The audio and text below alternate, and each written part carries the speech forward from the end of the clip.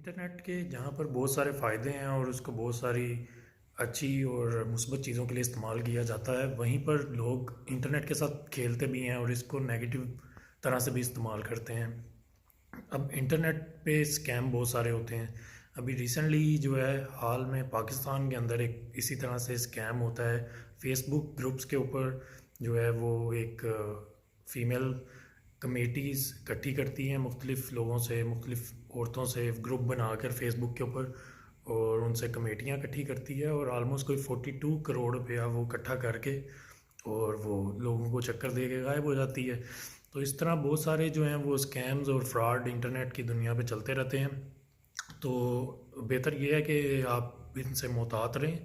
और हर किसी पर फौरी से ट्रस्ट ना करें और उनकी पहले से अच्छी तरह छानबीन कर लें और उनकी चेक करें उनको प्रॉपर्ली कि इनके क्या इनकी